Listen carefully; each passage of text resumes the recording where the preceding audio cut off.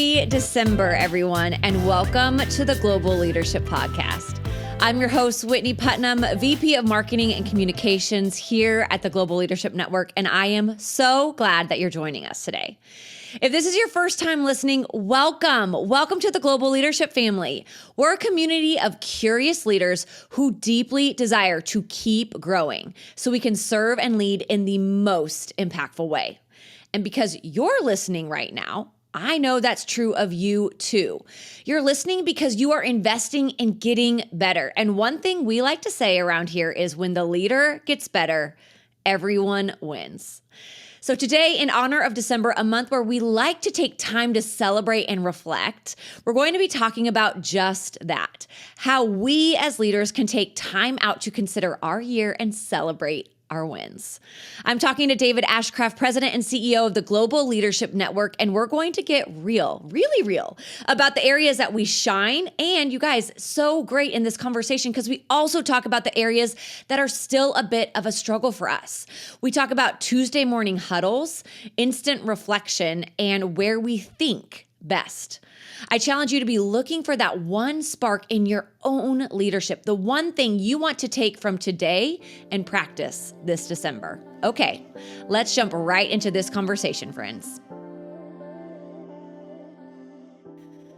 Hey, David, happy December. Hey, Whitney, good to see you. And it looks like maybe even a December Christmas sweater you're wearing. And so, yeah.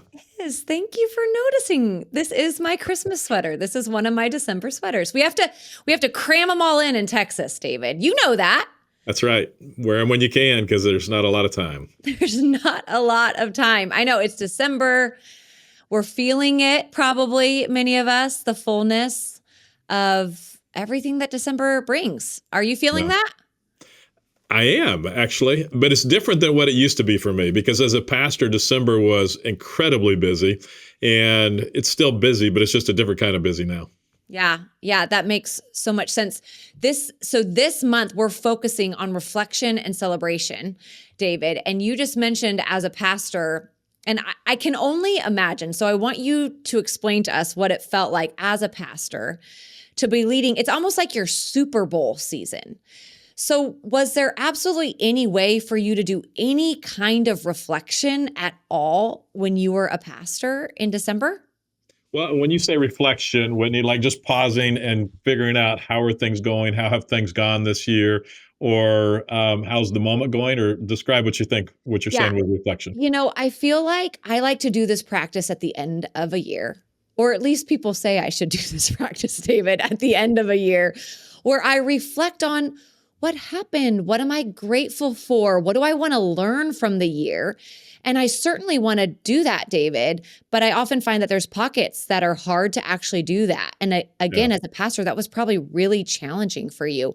But were you able to find pockets to reflect on your year?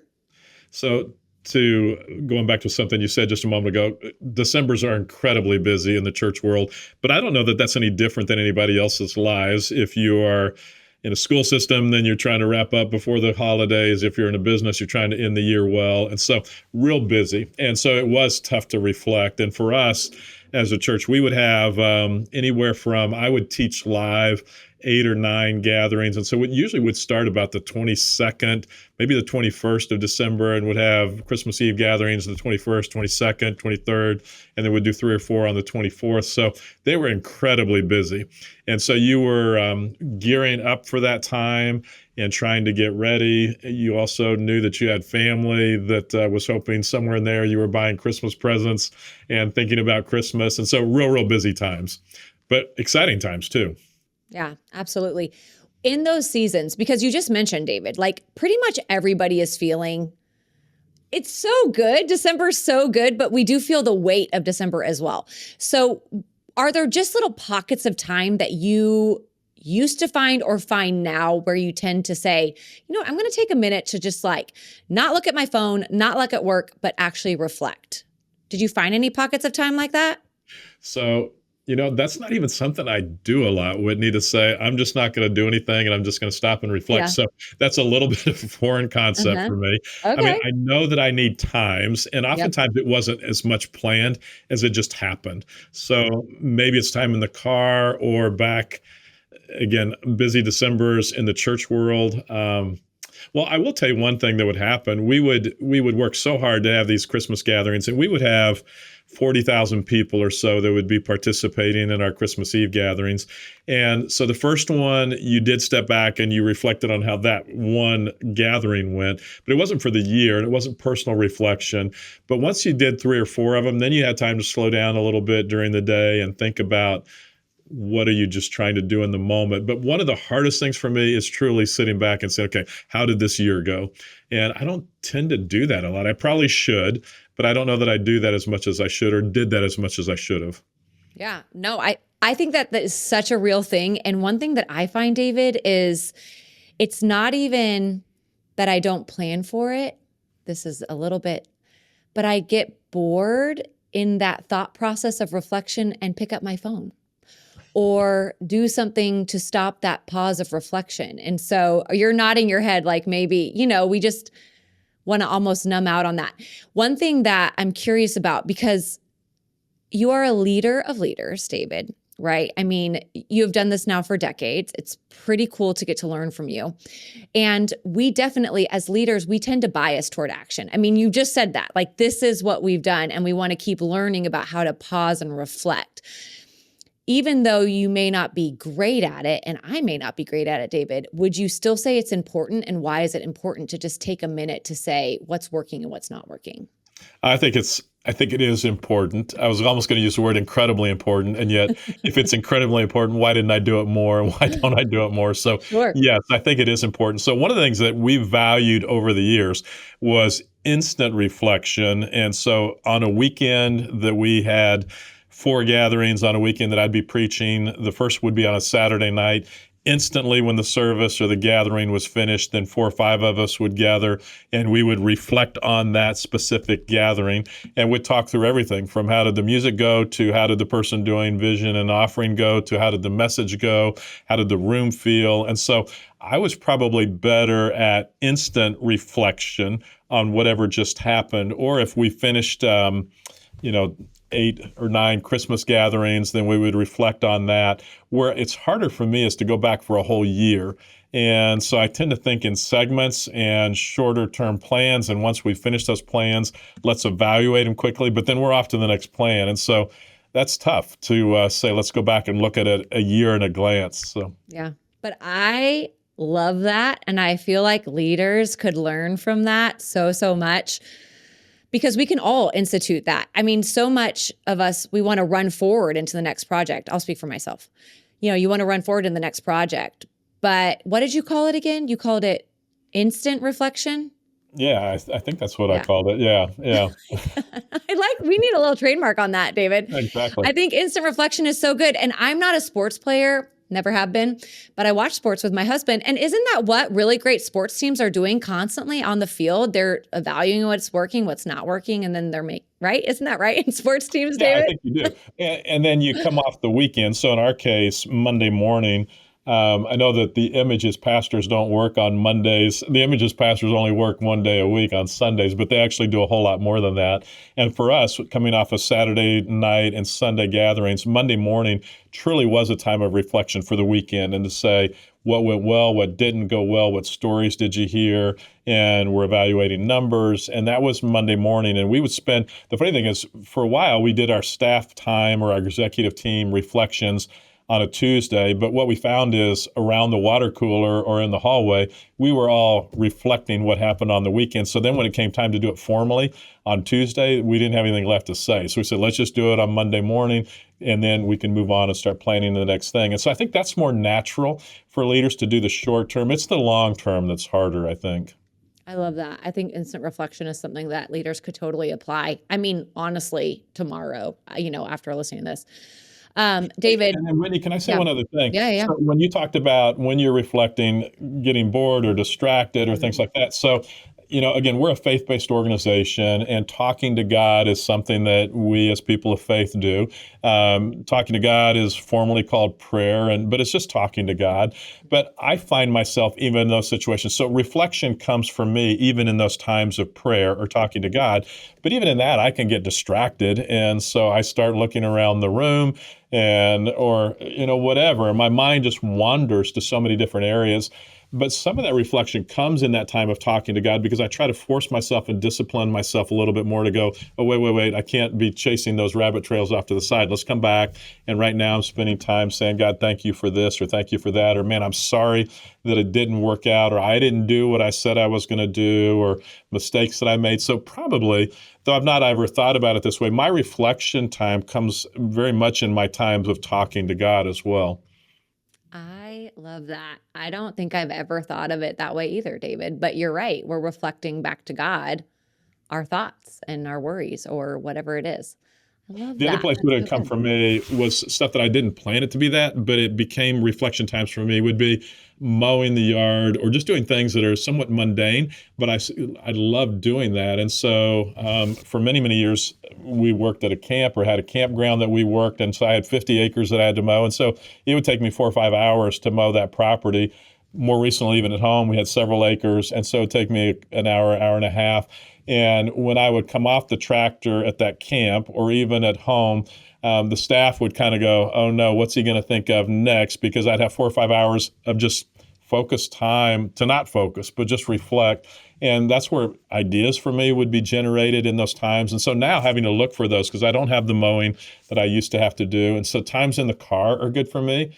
One of the things that I'm amazed at how many podcasts people listen to. And I want to be careful I say this, because everybody should listen and keep listening to this podcast, obviously. Yeah. But I think sometimes we're so filling our heads with so much information that there's not a quiet space just to slow down and be quiet. And so for me, that happens oftentimes in the car, and just shutting everything else off and just being able to think for a little bit and clear my head. So, David, I think that is I think that for all generations, that's so, so good. One thing I've recently been thinking about, well, I really love how you framed up prayer.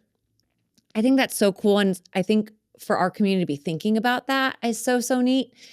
And I've also found for myself the intentionality of, okay, Whitney, when you're bored, like you were getting bored on the lawnmower or whatever, when you're bored, I almost have to tell my brain, think about things that are meaningful, or, don't just like let your brain become think, or you don't have to fill it with an audiobook or whatever. Just think. And sometimes you can think about, just get curious about stuff, like all sorts of things. And so I think it's training our brain. You said that, being intentional about using that time. So I love that so much, David. When you, man, that's so good. And we do need to trademark, I think, instant reflection. So someone, on the GLN team needs to work on that. Okay.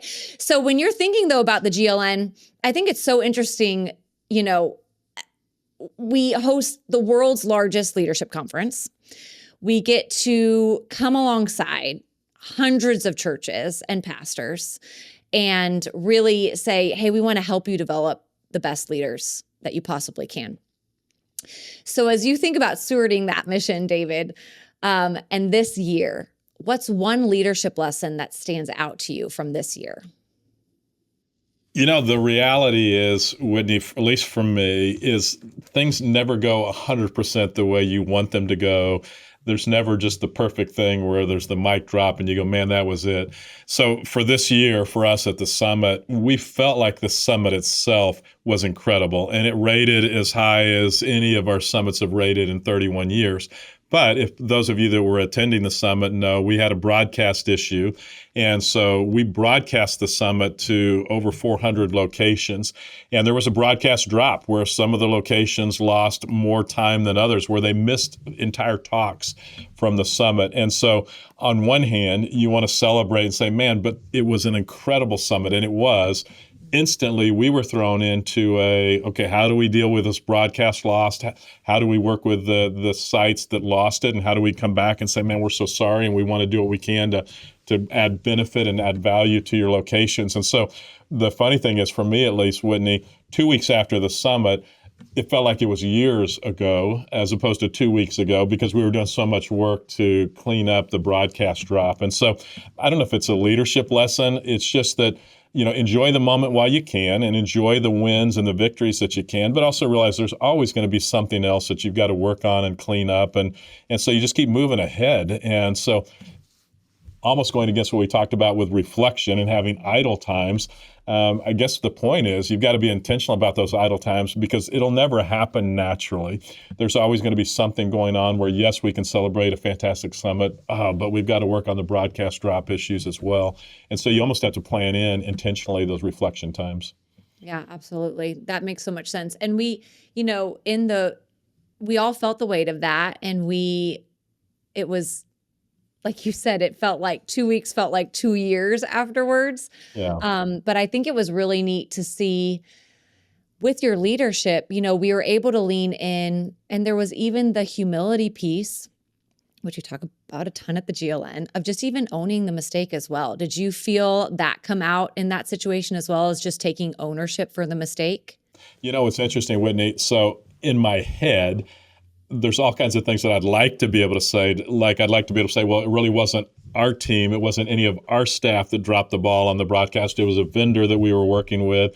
And so you want to cast the blame. And yet the reality is nobody cares that it was a vendor. It was the GL and it was the summit that we were producing that had a problem. And so we have to own it and say, man, we're so sorry. We dropped the ball on this one. And you own it. And then we worked hard to go back and say, what can we do to make up the loss that different sites experienced? And, the fun thing about it is somebody showed us a study after the fact that said sometimes when there's a major problem like that in an organization, if you work hard to make up for that you end up with more loyal followers than had you not had the problem at all. And so we're banking on that study being true and hoping that it's true. But so far that's proven true for us because in spite of all the problems we had for certain sites, we have more sites signed up than we have had in the past for this time of year. And so, we're hoping that it truly did create more loyal followers for us and partners. Yeah. And we have more tickets sold at those sites than we had before. I just saw that too. So there is something, cool. I mean, I see that even in my relationships, David, when there is ownership and, apology and genuineness around that, it's almost, there's a connectivity around that as well, because we are human. Right. And obviously we're going to keep pursuing excellence. Okay. To wrap up, because this has been so good. Reflection. It's David, what I love about getting to learn from you is that, we don't have it all right about reflection. We don't have it all right about celebration, but you certainly have learned experience. And so it's so interesting to hear how you've learned to reflect, especially because you've said you're a leader that leans toward action. So it's really interesting to see how you've put reflection in your life. A couple of rapid fire questions that I want to send your way about celebration, which we've noted just a little bit. But I know when I celebrate my team members, we all do this differently. I'll love to write a handwritten note, put it in the mailbox with a pigeon. Just kidding. But, put it in the mailbox and send it their way and but you probably do that differently. So how have you found celebrating your teammates actually works for you? I'll tell you, one of the things we did at LCBC for years, every Tuesday morning, we do what we call a team huddle. And we started this when there were 20 people on staff. We still do it today with 300 people on staff. We stand, we don't sit, because if you sit, the meeting's going to get long. And it's every Tuesday morning at 9:30. We stand in a big circle. And so there'll be 300 people in a big circle. And we just say, hey, tell us wins. What happened this weekend that was good? What are the challenges? But let's just celebrate all the wins and let's tell stories. And that has become a favorite meeting for the entire staff. I've also found, Whitney, if I'm trying to hire somebody new to the team, then if I would bring them into that environment and they would be able to watch the excitement and the enthusiasm of what just happened that week or that weekend, that usually I could close the hire and get them to say, yes, I want to come on board. I also found if I were looking for donors or people to invest in what we were doing, if I could get them to that meeting instantly. So that was more, again, celebrating real quickly. What I'm not good at is kind of looking back, or I don't know, I struggle with the celebration dinners 2 or 3 weeks later. I'm not good at writing notes, even though I should be. One of the people that I've met at the summit. Greg Sankey, who is with the Southeastern Conference, he writes notes like crazy, and it's impressive. And so I'll have a conversation with him, or I'll do something with him, and in 2 days or 3 days, I'll get a note in the mail from him, handwritten, and he's meeting with the most powerful people in the United States, but he still takes time to write notes to everyone. And so I know it's impactful, and so I guess I don't know if it's laziness on my part, Whitney. I would rather do a quick phone call or shoot him a quick text or email. Part of it is people can't read my handwriting, and yet that's an excuse as well. So I know that handwritten notes are impressive. I just have not been good at doing that. Yeah. Listen, my husband would say his high school, the people who got him high school gifts still are waiting for their handwritten note because it's his handwriting as well. So that's a real thing. But you're thanking people, and I think that's the cool part there. I like the instant, this is fun to learn this about you, the instant reflection piece. And man, that's genius to pull, not only to pull your team around those. Did you do it every week, David? Did you say every Tuesday? Every Tuesday, yeah. So cool. And then, to bring in new hires or to bring donors in to see all those wins, all those stories, that is so cool. Last question. And then once we did that, then we moved on. It was like, okay, we celebrated, we moved on, and it's okay to still talk about it individually, but we moved on, and now we're working towards the next week, because in church world, every weekend happens whether you're ready or not, so you constantly have to keep moving. Yeah, absolutely. Well, and I think what people love to be around, at least in my perspective, is energy, and that was energy infusing for them. Totally, yeah. Okay, so how can that be translated into remote? Because so many of us are trying to figure this out. It's super hard. Is there anything that you've seen in remote world that is helping create that same sense of energy that your Tuesday huddles did, David? Man, I wish that I had a positive answer to give you on that one, Whitney. I know at the Global Leadership Network, we are very remote as an organization. We meet every Monday for an all-staff connection time, and I think it's a great connection time. I don't know that I walk away full of energy from that environment. It's hard as you've got 50 people looking at you on a screen to convey that energy or to feel the energy from everybody else. We try to tell positive stories. It's just a different environment. So I'd say that's something we're still trying to figure out. And I don't believe we can come back. I know a lot of companies are coming back in office, and I think that's a great thing if you can. And if we all happen to live in Chicago, that would be fantastic. But we're scattered around the United States, and so that's not going to happen. So I think that's something we've got to keep working at from a remote standpoint. Yeah, absolutely. And toss around ideas with different organizations that are figuring out remote, because I do still feel like it's a little bit of the wild, wild west. Yeah, very much so. Well, David, this was so good. Thank you for teaching us about instant reflection and Tuesday morning huddles, and that we can think while we're on our lawnmowers, and all of these good things that we can take into our next week as we as we take into our new year as well, as we move into 2026. So thanks so much for joining the podcast, David. Thanks, Whitney. Have a great Christmas. You too. Thank you so much for joining that conversation with us. So my question is, what about you? What are your rhythms for reflection? Do you have a place where you think best? For me, it's when I'm out jogging early in the morning, or maybe you have rhythms for analyzing your progress. I personally like David's emphasis on instantly reflecting rather than waiting around to take inventory. I don't know about you, but I tend to forget things. So what if right after listening today, you wrote down what's working and what's not working in your leadership? Like actually right now, pull out your phone and just write, this feels good in my leadership and this doesn't. Don't overthink it. Just go ahead and jot it down. This way, when you feel stuck, you can remember you felt this way before and move through it in a new way. And what about celebrating? Certainly, as we get to the end of the year, there is something you could find to celebrate. What personal goal have you accomplished this year? I hope you name it out loud. Better yet, share it with a friend and do something to celebrate. Go to dinner, buy a small something in remembrance. Write it in your journal. And if your team has crushed their goals, let them know before the year wraps up. Your words of encouragement set the tone for those you influence. And remember, even if there were bumps in the road, which there probably were, even learning from those obstacles is worthy of celebration. Thank you again for joining us today. And remember, you have influence, and the way you are showing up can have a profound impact on those around you, whether that's your team, your friends, or your family. Merry Christmas to you this time when we pause to celebrate how God came into this world, because God has a good plan for us. And you know what? God has a really good plan for your life and leadership too. I can't wait to see you in the new year, friends, and Merry Christmas.